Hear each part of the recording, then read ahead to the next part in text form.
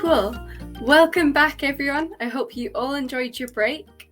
For the new people that have just joined, my name is Poppy, and I am loving the chat so far. So please keep it up and let us know where you're from and what time it is where you are right now. The next session is a series of lightning talks focusing on a challenge in our world or a potential solution. Please make sure to continue sharing your appreciation for the speakers in chat. First up, we have Shanavi Giridhar. Shanavi Giridhar is a high school student based in London who has a big interest in STEAM and women's rights. She also participates in many extracurricular activities like dance, singing, swimming, and learns how to play the guitar. In her free time, Shanavi loves listening to music, watching YouTube, learning about the world, and working on art and design projects. Over to you, Shanavi. So, hello everyone. I hope you've been all having a great summit so far. So, my name is Janvi Giridhar, and today my talk is on the stigma around menstruation in our society. First of all, I'd like you to imagine you are a young girl living in a small rural village in Western Nepal. You're just trying to live your best life possible by playing games with your friends, going to school, or helping your family at work. But then one day, you come home to find a stain of blood on your trousers. Scared by this new sight, you go to some people you think you can trust, your parents. But instead of giving you the support and help you want and need, they banish you to a remote hut, away from your friends and family, for the rest of your period, or maybe even longer. You can't eat certain foods, go near your family, or even go to school. All because you are considered impure and the thought that your period will bring bad luck to your whole family.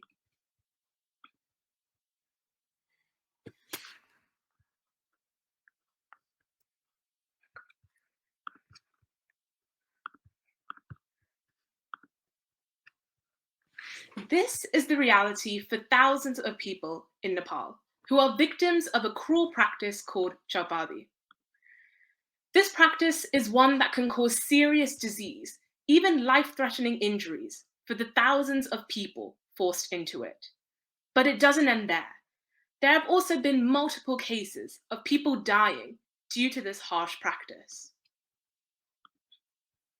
But why? Why is this tradition still practiced? Why are all these people shunned away from society? All these questions boil down to one reason: their periods, the cause of endless hardship and pain for the thousands of people forced to practice Chaupadi. Before I continue, I'd like to just give a quick explanation as to what periods are.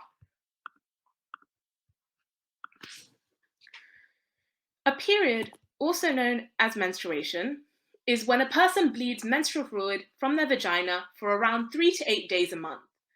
As shown on the screen, when a monthly egg cell is not fertilized by a sperm cell, the egg cell dies and is dissolved, along with the uterus lining.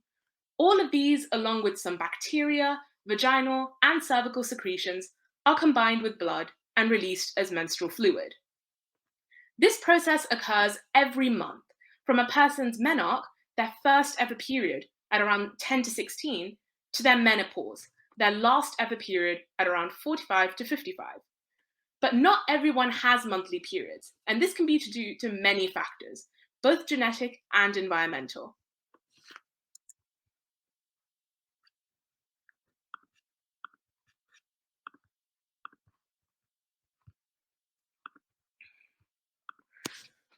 But now that we know what periods are, what are the problems associated with them? In our restrictive society, periods are considered taboo and is something that should never be talked about. But this idea of periods being impure and dirty is what gave way for cruel practices like Chaupadi to take place, all because of the vile menstruation stigma. The menstruation stigma isn't one that just affects those in Nepal. It affects everyone who menstruates, which according to Plan International UK is over 500 million people a day.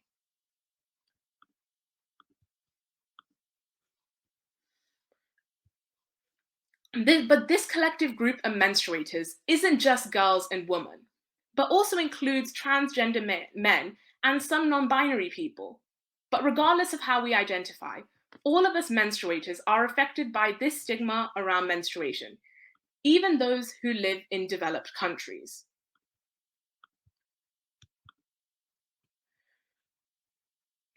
A survey conducted by ActionAid UK found that 46% of British women felt ashamed and embarrassed when they started their period. But that statistic doesn't need to exist at all, because menstruation is a natural process that occurs for all of us who have a certain reproductive system.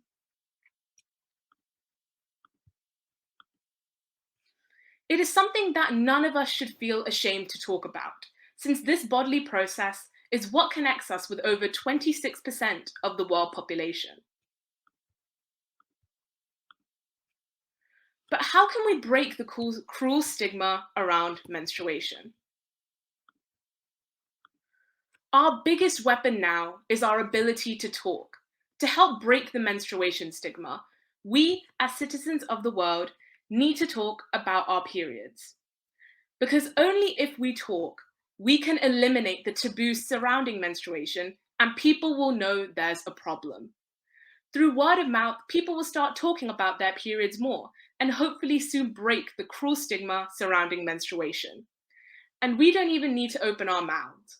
We can talk through posters, through protests, through signs. The amount of ways to talk is endless, but it doesn't end there.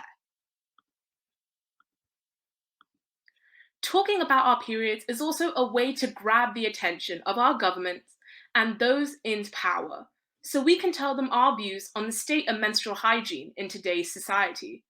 So we can tell them to promote menstrual hygiene and sanitation to the world's population. So we can bring an end to cruel menstrual shaming practices like Shalbadi once and for all. Thank you for listening.